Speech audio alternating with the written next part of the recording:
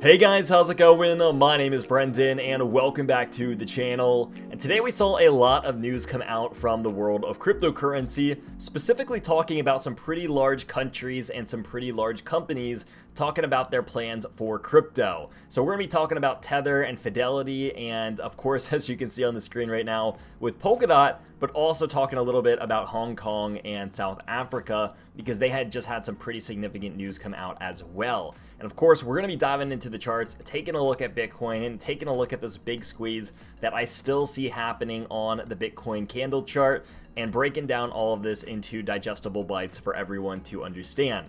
So if that sounds interesting, make sure you stick around for the entire length of this video, as there will be important information discussed the entire way through.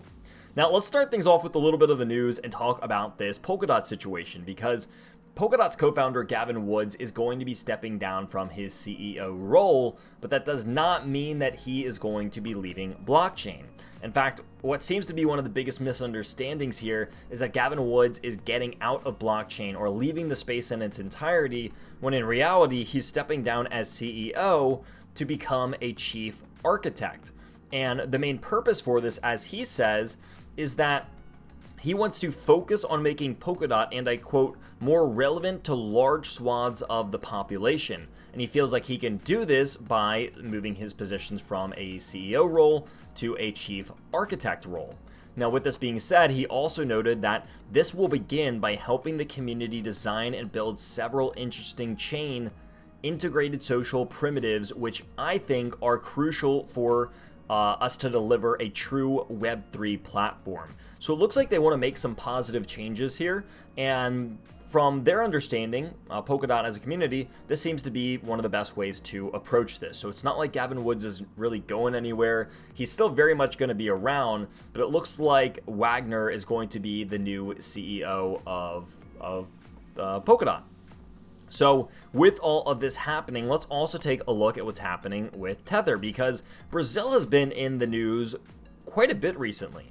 We mentioned, I believe in Wednesday's video, about how Nubank, which is one of the banks that Warren Buffett is behind, it wants to create their own cryptocurrency inside of Brazil. And we're now seeing that Tether USDT is available in over 24,000 ATMs inside of Brazil. And for whatever reason, Brazil has been all over crypto news lately. So not only do they have ATMs everywhere and Tether's more available, but they're also looking to create their own cryptocurrency, which is pretty interesting.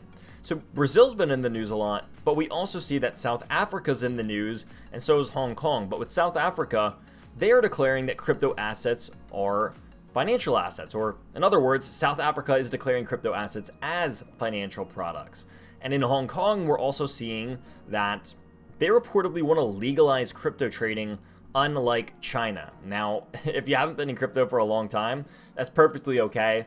But what we have seen over the course of crypto's lifetime is that China notoriously bans crypto, unbans it again, unbans it, just to ban it again. And right now, for most people inside of China, cryptocurrency is banned. Now, Hong Kong, on the other hand, wants to reportedly legalize cryptocurrency trading. So there could be a large financial district inside of China or inside of Hong Kong, which would allow for cryptocurrency trading. I'm assuming it would be under some fairly tight regulations, but allow it nonetheless.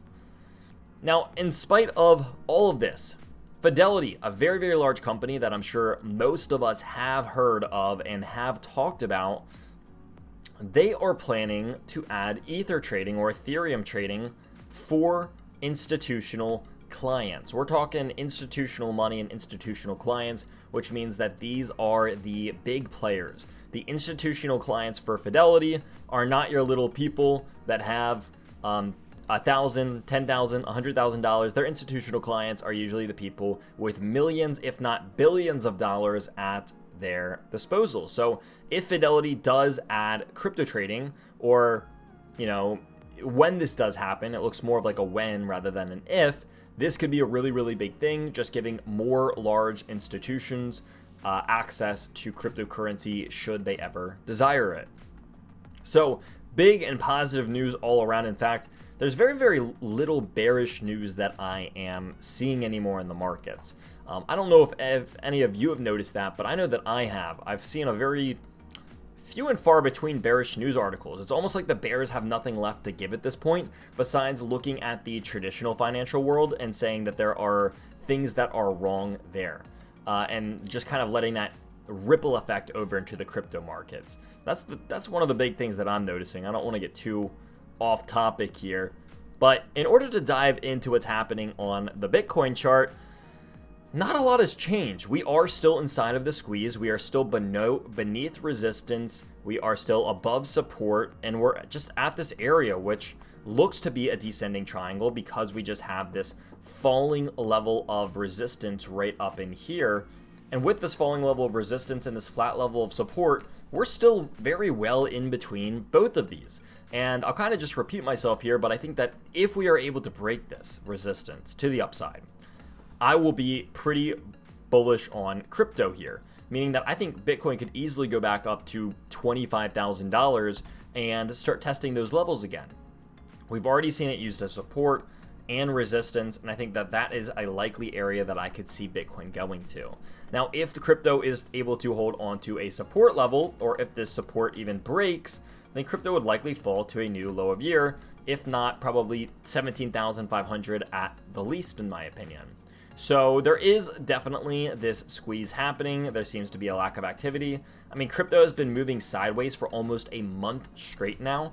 And if we want to measure this range just from top to bottom of what it's been doing in here, for the last month to month and a half, cryptocurrency has been moving in roughly a 10 to 11% range, which is a pretty tight range, especially when we go and we look at the traditional markets like NASDAQ, and we see that they have been just on a pretty steady downtrend.